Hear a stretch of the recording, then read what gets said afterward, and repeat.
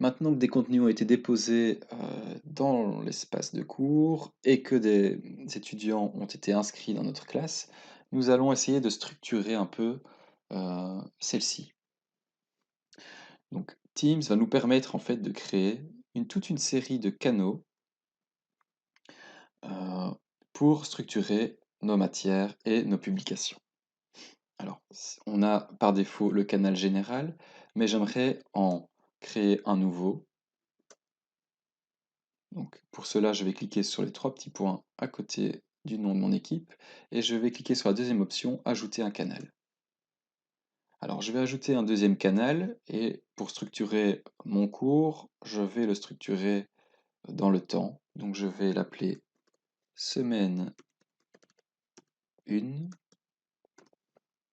et je vais mettre le thème, enfin la matière vue durant cette première semaine. On va l'appeler réaction acide-base. On a toujours la possibilité d'ajouter une description qui est facultative. Et on voit ici qu'il y a moyen de gérer la confidentialité de nos canaux. Alors, on peut proposer un canal standard qui est accessible à tous les membres de l'équipe, ou un canal privé qui sera uniquement accessible à un groupe de personnes que l'on va identifier dans l'équipe. Nous allons commencer par le canal standard, voilà, et je vais demander à ce que ce canal soit affiché automatiquement dans la liste des canaux de mon cours. Voilà. Hop, j'ajoute mon canal.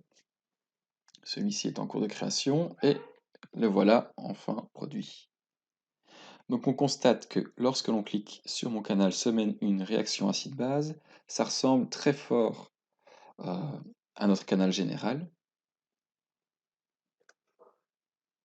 Donc on retrouve différents onglets, mais on ne retrouve pas tous les onglets que l'on a dans le général. Donc on a toujours bien un onglet publication, donc c'est le mur sur lequel on va pouvoir venir déposer des annonces ou des messages à l'ensemble de la classe, pour l'ensemble de la classe.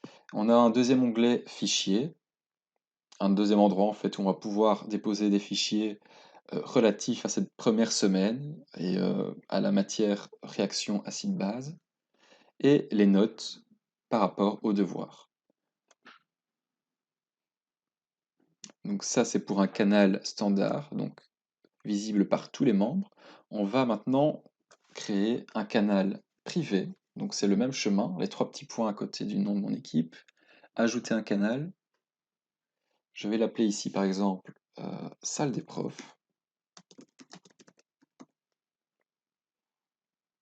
Je vais demander à ce qu'il soit privé.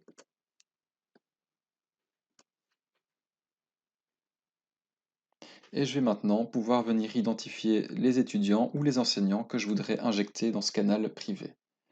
Donc ça va permettre aux personnes identifiées de travailler en groupe, par exemple, sur des travaux, ou bien à des enseignants de travailler également sur la matière à apporter à la semaine, pour la semaine 2. Donc on injecte nos membres.